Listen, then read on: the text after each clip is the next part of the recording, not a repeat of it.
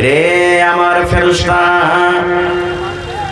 যখন তুমি আমার ওই বান্দার ছেলের জানখানাকে কবজ করো, তার কলিজাখানাকে যখন তোমরা কবজ করো, রূহটাকে তার কবজ করো, এই আমার ফেরেশতার দল তোমরা শুনে নাও। যখন তুমি আমার ওই বান্দার ছেলে মাঠকোপা গ্রামে কিংবা খট্টি হাসেরি পঞ্চায়েতে কিংবা বানসুর গ্রামে কিংবা কোঠে বাড়ির কিংবা খড়বাড়ির গ্রামের আব্দুল্লাহ ছেলের জানটাকে যখন তুমি কবজ করো, আব্দুর রহমানের ছেলের জানখানাকে যখন তুমি কবজ করো, ওই কবজের টাইমে মতের সময়তে আমার ওই বান্দা বান্দিরা কি অবস্থায় ছিল, কি করছিল, কি বলছিল একটু বলে দাও। এরে মুসলমান, আল্লাহ রাব্বুল আলামিন সব কিছু জানেন, তবু আল্লাহ রাব্বুল আলামিন ফেরেশতাদের মুখ থেকে শুনবেন। এবার ফেরেশতারা বলবেন, মাবুদ, যখন তোমার ওই বান্দার ছেলের জানখানাকে আমরা কবজ করলাম, ওই টাইমে তারা কান্নাকাটা করেনি, হাউমাউ করে চিৎকার করেনি। আল্লাহ যে ওই টাইমে ওই সময়তে তারা কোন রকম মুখ দিয়ে কথা বলেনি। আল্লাহ বলবেন, কি বলেছিল রে ফেরেশতা, একটু বলে দাও, আমি জানতে চাই। ফেরেশতারা বলবেন, রব্বুল আলামিন, যখন তোমার ওই বান্দার জানখানাকে আমরা কবজ করে নিলাম, বাচ্চার রূহটাকে যখন কবজ করে নিলাম, ওর মা ওখানে বসেছিল, ওর বাপ ওখানে বসেছিল, ওই দাদা বসেছিল, নানা বসেছিল, নানি বসেছিল, আল্লাহ জি, আর মুখ দিয়ে ওরা এই কালেমা, এই দোয়াটা শুধু পড়েছিল, ইন্না লিল্লাহি ওয়া ইন্না ইলাইহি রাজিউন, আল্লাহুম্মা আজুরনি ফি মুসিবাতি ওয়া আখলিফ লি খায়রাম মিনহা। আল্লাহ তোমার তারিফ করেছে আর তোমার শুকরিয়া আদায় করেছে আর দোয়াটা পড়েছে। তাহলে বোঝা গেল, মা মরে গেল, বাবা মরে গেল, নানা মরে গেল, দাদা মরে গেল, স্ত্রী মারা গেল, স্বামী মারা গেল, কলেজার টুকরা ছেলে মেয়ে মারা গেল, কিংবা আপনি মাইকে শুনতে পান অমুক গ্রামের অমুক লোক মারা গেছে, আল্লাহ রাসূল বলেছেন, উম্মত রে, যখন তুমি মৃত্যুর সংবাদ পাবে, মরার খবর যখন তুমি পেয়ে যাবে, তখন তুমি হাউমাউ হাউমাউ করে চিৎকার করিও না, তোমাকে এই দোয়াটা শুধু পড়তে হবে, ইন্না লিল্লাহি ওয়া ইন্না ইলাইহি রাজিউন। এই দোয়াটা পড়তে হবে। কিন্তু ওরে সুবহানাল্লাহ, কত মা খালা এমন আছে, যদি মৃত্যুর কোনো খবর পেয়ে লাই, এত করে কানবে, চুলগালাকে ঝেঁকড়ে মেকড়ে ফেলবে, বুকে বাড়ি মারবে, আর সর্দি লাখে নাই তবে এমন করে কানতে কানতে লাখে টেনে টেনে সর্দি দিয়ে কানবে, আর একবারে মনে হয় 10-20 বাড়ি নিয়ে সবকে জানিয়ে দেবে যে এর কি হয়ে গেছে নাকি, একবারে তাঁতি মুতে লাগিয়ে দেবে। এরকম শরীয়তে কান্দা নাও হারাম করেছেন, কান্দতে হবে না কো। এরকম কান্দন আল্লাহ তাবারাক ওয়া তাআলা পছন্দ করেন না ভাই আমার। তবে শরীয়তে কান্দন নাই। একটা উদাহরণ বলি, জালসাতে এই চুটকলা বলা ছেড়ে দিয়েছি, কিন্তু উদাহরণস্বরূপ বলছি যে একটা লোকের মা মরেছে, মোড়লের মা মরেছে, কাইনবার কেউ নেই, কেউ একটা লোক নেই কাইনবার, কে কানবে? তখন মা বেটিকে ভাড়া করে এনেছে যে আগে আমার মা মরেছে, তো চল তো তোরা কানবি। তখন মা বেটি বলছে, হ্যাঁ মোড়ল, তোরকে মা মরেছে তো কি দিবি, আমরা কানবো তো। বলছে 2.5 কিলো জুয়া দিব, চল। বলছে ঠিক আছে চল। আপ কহেন নিজের মা বাপ মরতে গেলে ওর আলাদা কান্দন হবে, আর ও পরকে ভাড়া করে আসলে ওর কান্দন আলাদা হবে না, হবে না? আর কি দিয়ে কানবে মা বেটি? মোড়লের মাঠ পাঞ্জরে বসে আছে, তখন বলছে বললে রেখে মা মরেছে, হু হু হু। মা বেটি কানছে, মল্লে রেখে মা মরেছে, হু হু, যাও দেবে কি ফাও দেবে, হু হু হু, দিবে কি দিবে না, হু হু হু। এই তো কানছে ভাই আমার। তাহলে এবার ফেরেশতারা বলবেন, আল্লাহ তোমার ওই বান্দা তোমার শুকরিয়া আদায় করেছে এবং দোয়া পড়েছে।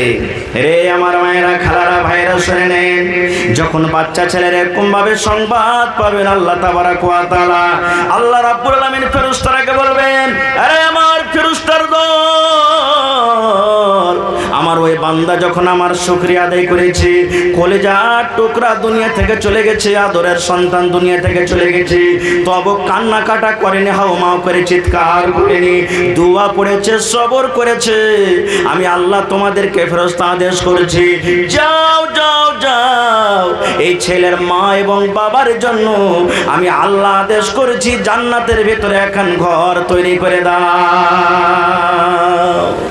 সুবহানাল্লাহ। তাইলে যেই সমস্ত মা খালা ভাইয়েরকে ছোট সন্তান মারা গেছে সবর যদি করে থাকে তাহলে জান্নাতে তার জন্য এখানটা ঘর রেডি হয়ে আছে। কিন্তু এখন তো দেখবেন কত মা খালা আছে শরীয়ত জানছে যে কানতে হয় না, ও কানবে না, তখন আশেপাশে কার অন্য মহিলারা বলবে এর দিলখানটা কত পাথরটি, ওর ছেলেটা মরে গেছে তাই একটুকু কান্দে না মাগি, মনে হয় কত যে ওর লেগে ভালো হয়েছে তা আল্লাহ জানছে, বলে না কত লোক বলে। তাহলে সবর করতে গেলে আল্লাহ তাবারাক ওয়া তাআলা জান্নাতে এখন ঘর বানিয়ে দিবেন। তাহলে একটা হাদিস শিখে নিলেন, আর একটা হাদিস শিখেন। আল্লাহর নবী বলেছেন এরে আমার উম্মত 24 ঘন্টার ভিতরে আল্লাহ রাব্বুল আলামিন কোরআন মাজিদ একটা সূরা দান করেছেন, যে সূরাটার নাম হলো সূরা ইখলাস।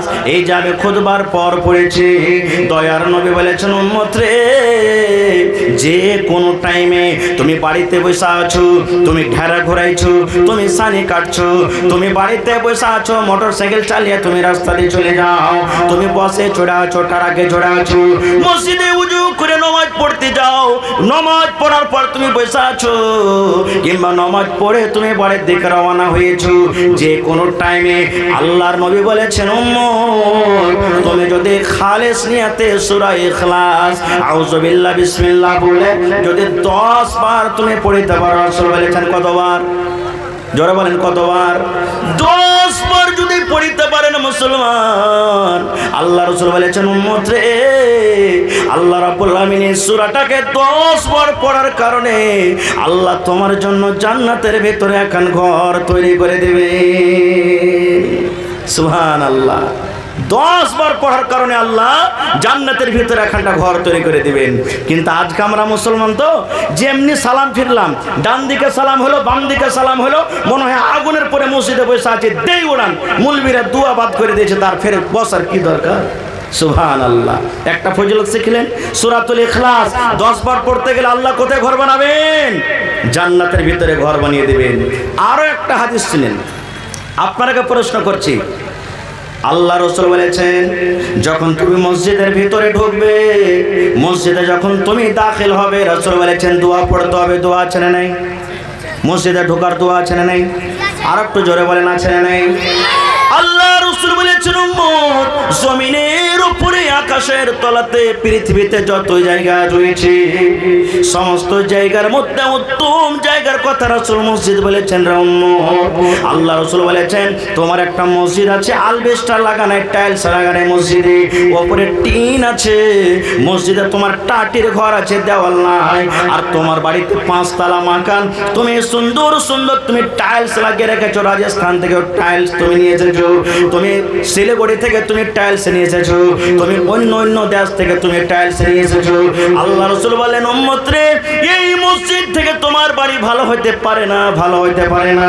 আল্লাহ রাসূল বলেছেন যখন তুমি মসজিদের ভিতরে ঢুকবে, মসজিদে যখন তুমি যাবে, আল্লাহ রাসূল বলেছেন উম্মত তোমাকে এই দোয়া পড়তে হবে, আল্লাহুম্মা আফতাহলি আবওয়াবা রাহমাতিক, আল্লাহ তুমি আমার জন্য আল্লাহ রহমতের দুয়ার আল্লাহ তুমি খুলে দাও। আল্লাহুম্মা আফতাহলি আবওয়াবা রাহমাতিক। যেমন মসজিদে আপনি ঢুকবেন, আল্লাহ রাসূল বলেছেন মসজিদে যখন ঢুকবেন আপনি তখন ডান পা খান মসজিদের ভিতরে আগে রাখতে হবে, বাম পা আপনাকে আগে রাখতে হবে না। মসজিদের ভিতরে যখন ঢুকবেন তখন ডান পা দিতে হবে। যেমন মসজিদে আপনি ডান পা রেখে দিলেন, নবী বলেছেন উম্মত রে, ডান পা রাখার সময়তে তোমাকে এই দোয়াটা পড়তে হবে, আল্লাহুম্মা আফতাহলি আবওয়াবা রাহমাতিক। আর যখন মসজিদ থেকে তুমি বের হয়ে যাবে তখন তুমি বাম পা খানটা আগে বের করে দাও, বাম পা খানটা মসজিদ থেকে আগে বের করো, তারপর রাসূল বলেছেন এই দোয়াটা তুমি পড়ো, আল্লাহুম্মা ইন্নী আসআলুকা মিন ফাযলিক। এটা হলো মসজিদ থেকে বের হওয়ার দোয়া। জানছেন আশা করছি সবাই। এবার আপনাকে আর একটা হাদিস বলি, এটা হলো হাদিসের এক পয়েন্ট, যে এই পৃথিবীর মধ্যে সব থেকে উত্তম জায়গা হলো কি, সব থেকে ভালো জায়গা হলো কি? মসজিদ। আর এর অপোজিট উল্টা নিলেন, আল্লাহর নবী বলেছেন এরে আমার উম্মত জমিনের উপরে, এই জমিনের উপরে সব থেকে নোংরা খারাপ জায়গা হইল বাজার। সব থেকে খারাপ জায়গা হলো কি? জোরে বলেন, সব থেকে নোংরা জায়গা হলো কি? বাজার। কিন্তু এই বাজারও একটা খুব মজার কথা লুকিয়ে আছে। কি মজার কথা জানেন? এক মিনিট। বাজার। এবার বলবে মৌলানা বাজারে কি লুকিয়ে আছে? আল্লাহ রাসূল বলেছেন, আমার অত সময় কথা বলতে পারবো না রে বন্ধু, একবারে শর্টে বলি। মসজিদে ঢুকলেন দোয়া আছে, মসজিদ থেকে বের হলেন দোয়া আছে। আপনি ল্যাট্রিনে গেলেন দোয়া আছে, ল্যাট্রিন থেকে বের হলেন দোয়া আছে। কবরস্থানে গেলেন দোয়া আছে, বিবির কাছে আছে দোয়া আছে, প্রত্যেক জায়গাতে দোয়া আছে। আল্লাহ রাসূল বলেছেন, উম্মত রে, যখন তুমি বাজারে যাবে, তুমি তরকারি কিনতে চক চলে গেছো, তুমি সবজি কিনতে তুমি চক চলে গেছো, তুমি বকরি কেনার জন্য তুমি চক চলে গেছো, তোমার বাড়িতে কুটুম চলে এসেছো, তুমি রসগোল্লা কেনার জন্য মার্কেট চলে গেছো। আল্লাহ রাসূল বলেছেন, উম্মত, জমিনের উপরে সব থেকে নোংরা খারাপ জায়গা হলো বাজার, মার্কেট। কিন্তু নবী বলেছেন, উম্মত রে, ওই মার্কেট যখন তুমি ঢুকবে, যখন তুমি তরকারি কিনতে যাবে, যখন তুমি সবজি কিনতে যাবে, যখন তুমি নাস্তা কিনতে যাবে, মার্কেটে ঢোকার আগে আগে রাসূল বলেছেন তোমাকে একটা দোয়া পড়তে হবে। একটা দোয়া পড়ে তোমাকে মার্কেটে ঢুকতে হবে। যদি তুমি দোয়াটা পড়ে মার্কেটে ঢুকে যাও, আল্লাহ রাব্বুল আলামিন তোমার জন্য কতটুকু ইনাম রেখেছেন, ফজিলত রেখেছেন শুনেন। আল্লাহ রাসূল বলেছেন, মার্কেটে যাওয়ার আগে, চকে যাওয়ার আগে যদি তুমি যখন চক ঢুকবে, তুমি তো দোয়াটা যদি পড়ে নাও, আল্লাহ রাসূল বলেছেন জীবনে যত তোমার বড় ছোট ছোট পাপ হয়েছে, যত জীবনে ছোট ছোট গুনাহ হয়েছে, আল্লাহ তোমার জীবনের 10 লক্ষ গুনাহকে আল্লাহ মাফ করে দিবেন। সুবহানাল্লাহ। কত গুনাহ মাফ করবেন? 10 লাখ গুনাহ আল্লাহ মাফ করে দিবেন। সুবহানাল্লাহ। আর কি? জীবনের 10 লক্ষ নেকি আল্লাহ রাব্বুল আলামিন আপনার রেজিস্টারে আল্লাহ তুলে দিবেন। 10 লক্ষ আল্লাহ মর্যাদা পাবার, আল্লাহ আপনার ফজিলত বাড়িয়ে দিবেন, দরজাকে আল্লাহ উঁচা করে দিবেন। তারপরে রাসূল বলেছেন, উম্মত রে, মসজিদে যখন তুমি যাবে, চতুর্থ নম্বর ফজিলত হলো এই যে এই দোয়াটা পড়ার কারণে আল্লাহ রাব্বুল আলামিন তোমার জন্য জান্নাতের ভিতরে একখান ঘর বানিয়ে দিবেন। তাহলে বাজারে ঢুকতে গেল দোয়া পড়তে হবে, আর ওই দোয়াটার ফজিলত কি? 10 লাখ নেকি আল্লাহ আপনাকে দান করবেন, 10 লাখ গুনাহ মাফ হবে, আর 10 লাখ দরজা আল্লাহ আপনাকে উঁচা করে দিবেন, আর জান্নাতের ভিতরে একখানটা ঘর বানিয়ে দিবেন। দোয়াটা পড়তে ইচ্ছা হয়েছে না, হয় না? এত লেখি লওয়ার মন আছে না নেই? বলবেন হাজি মাওলানা দোয়াটা কি? একবারে ছোট্ট দোয়া, পড়েন আমার সাথে। লা ইলাহা ইল্লাল্লাহু ওয়াহদাহু লা শারীকা লা, লাহুল মুলকু ওয়া লাহুল হামদু, ইহয়ী ওয়া ইউমীত ওয়া হুয়া হাইয়্যুন লা ইয়ামুতু বিয়াদিহিল খায়র ওয়া হুয়া আলা কুল্লি শাইইন কাদির। এটা বাজারে ঢোকার দোয়া, এটা বাজারে সান্নার দোয়া, বাজারে দাখিল হওয়ার দোয়া। লা ইলাহা ইল্লাল্লাহু ওয়াহদাহু লা শারীকা লা, লাহুল মুলকু ওয়া লাহুল হামদু, ইহয়ী ওয়া ইউমীত ওয়া হুয়া হাইয়্যুন লা ইয়ামুতু বিয়াদিহিল খায়র ওয়া হুয়া আলা কুল্লি শাইইন কাদির। এই দোয়া পড়ে বাজার যাবেন, সুবহানাল্লাহ, আল্লাহ জান্নাতে আপনার জন্য একখানটা ঘর রেডি করে দিবেন। এরকম অনেক আমল আছে, কথা আছে, সবটিকে বাদ দিয়ে দিলাম। আল্লাহ বাঁচিয়ে রাখেন, ইনশাআল্লাহ এই বিষয়ে কোনোদিন আলোচনা করব। তবে আর একটা হাদিস শুনে নিন। এই আমলের মধ্যে আল্লাহ রাসূল 1400 বছর আগে এলান করে দিয়েছেন, মান বানা লিল্লাহি মসজিদান বানাল্লাহু লাহু বাইতান ফিল জান্নাহ। আল্লাহ রাসূল বলেছেন, উম্মত, আল্লাহ তাবারাক ওয়া তাআলার এই জমিনে, পৃথিবীতে আল্লাহর ইবাদত করার জন্য, আল্লাহর বান্দেগি করার জন্য, আল্লাহর পূজা পাঠ করার জন্য তোমরা যদি একখানা মসজিদ তৈরি করতে পারো, মসজিদে সাহায্য করতে পারো, মসজিদে ইট দিতে পারো, মসজিদে গিট্টি দিতে পারো, মসজিদে জমিন দান করতে পারো, মসজিদে সিমেন্ট দিতে পারো, আল্লাহ রাসূল বলেছেন, উম্মত রে, আল্লাহ রাব্বুল আলামিন তোমার জন্য জান্নাতের ভিতরে একখান ঘর আল্লাহ তৈরি করে দিবেন। নারে তাকবীর, সুবহানাল্লাহ। তাহলে ভাই, আজকে কোন আল্লাহর বান্দা আছেন যে আল্লাহ এই পৃথিবীতে ঘর যদি তৈরি করি তা আল্লাহ তাবারাক ওয়া তাআলা জান্নাতের ভিতরে ঘর তৈরি করে দিবেন?